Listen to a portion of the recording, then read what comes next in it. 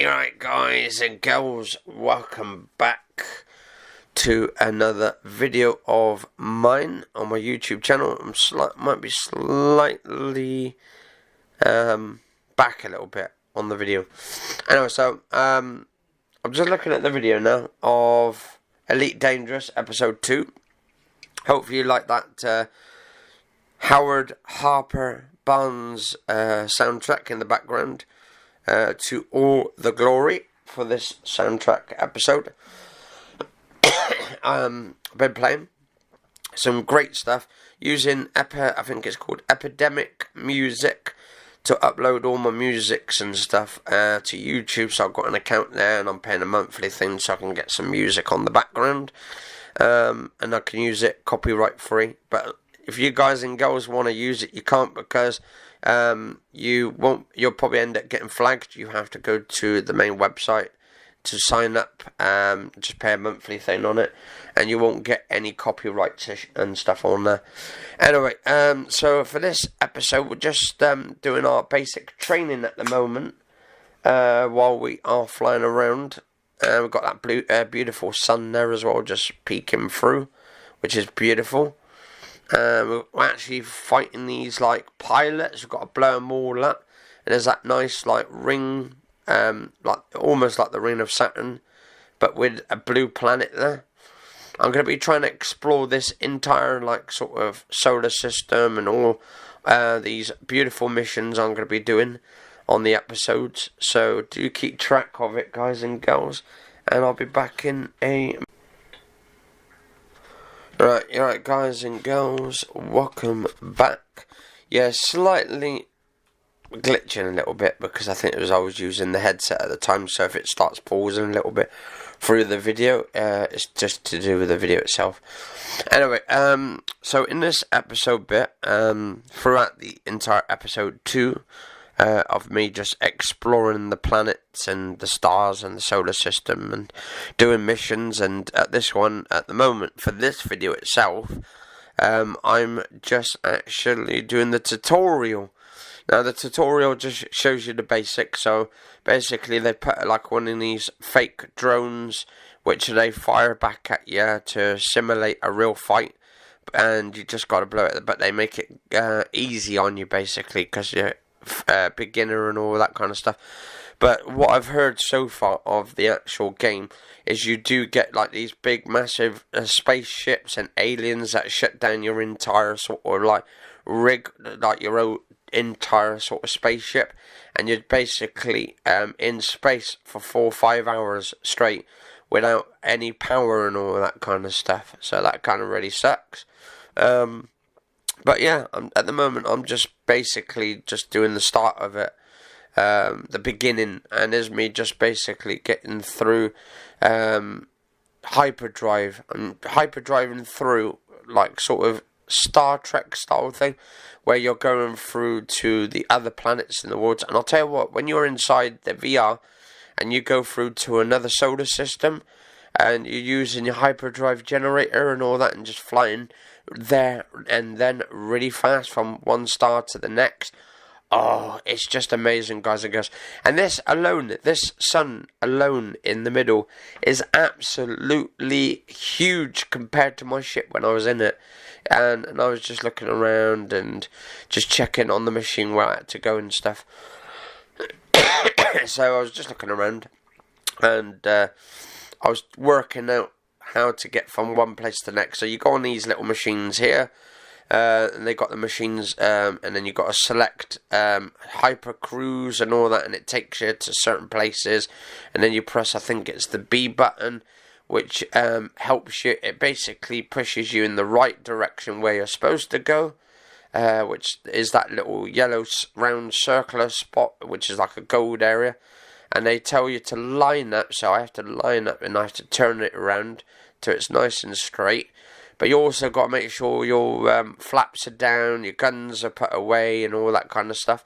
And you do get these like magnetic weather things which kind of puts your ship off course and all that. It basically shifts you off the course. I think it's something to do with the radiation in space, which flips your ship a little bit, so it kind of blows it off course, and then you have to set your course again and just go right round, which I think this is a really good game.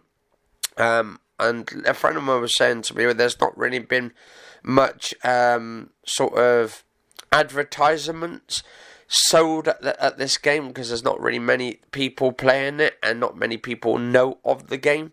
And it would be quite cool if we could get loads and loads of people actually watching, or maybe even joining in playing the video games. Because I'll tell you what, this game in virtual reality, guys and girls, it's mind-blowing. Literally mind-blowing. And I say this with a passion. I mean, this game, okay, I'm using the HTC VIVE, which is 4 years old, and the visuals on it, the way you're looking at the actual objects, are not that great. It's obviously it's down to the headset. So a better headset like the Quest I've got, waiting for the tether cable to come out in November. If there's any in stock by the time they're released, because it's going to be a really hectic time for it to be released. Here we go, it goes off course, and because I moved off, so I had to go back onto course and all that.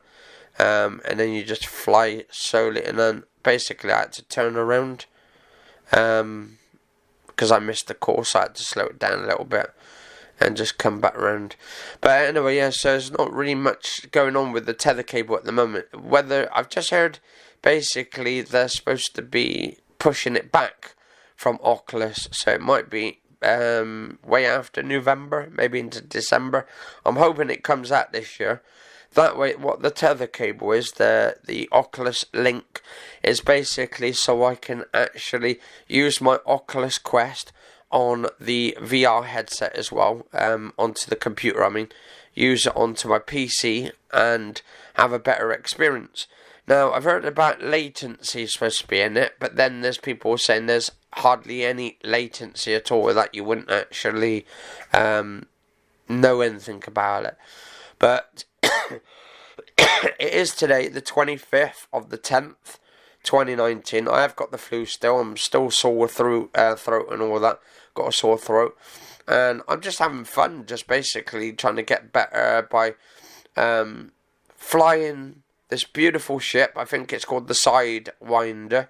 And then basically I've got to put myself back onto course and put myself in the hyper. Basically, it has to load the hyperdrive. It needs to recharge. So every time it recharges, like it's doing here, you wait till it's recharged up, and then you can go really fast.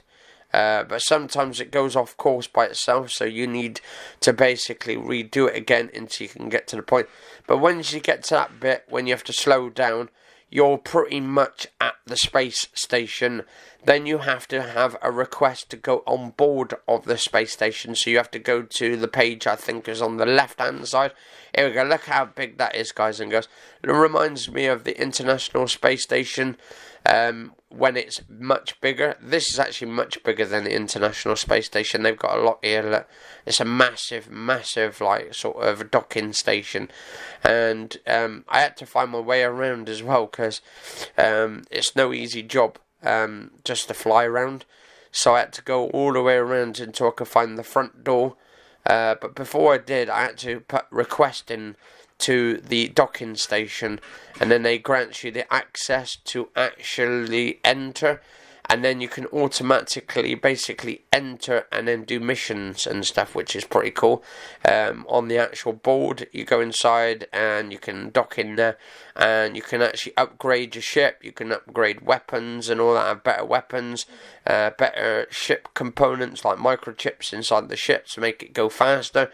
You can have a better hyperdrive and all that, so you can go further, faster, and all that kind of stuff. So it is absolutely amazing game of what they've actually done.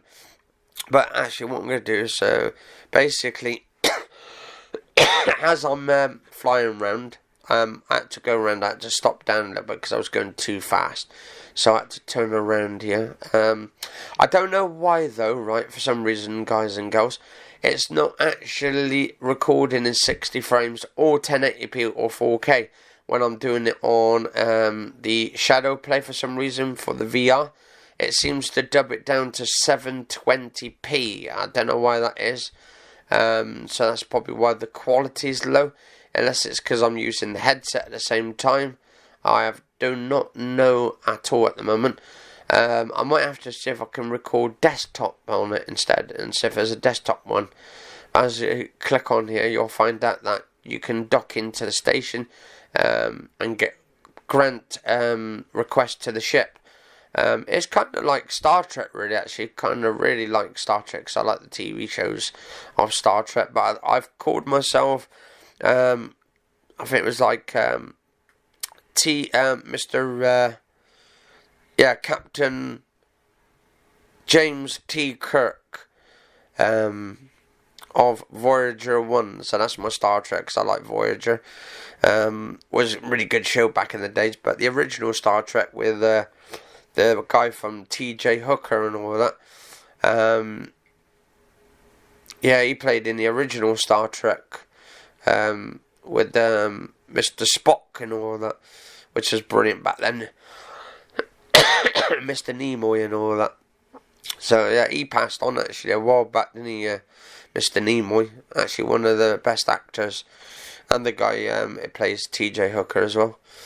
So yeah, great. I mean, the guy. I mean, Mr. Captain Kirk's still alive though, but Mr. Nimoy, he's long gone. But I used to like all the Star Trek characters back there as well. Oh God. as I go through it. I'm almost at the end of this episode, guys and girls. So yeah, if you enjoy this episode, as always, I'm just doing explorations at the moment, and maybe do some not bounty hunting, probably do some later bounty hunting, but I want to do basically couriering at the moment, where you deliver packages, you get like 10 grand, 30 grand or something, depends on what you're doing there and all that. But yeah, I'm going to just keep posting videos. If you guys and girls enjoy these space exploration videos, I might even reach to get to a point where I'm in a black hole. Anyway, guys and girls, cheers.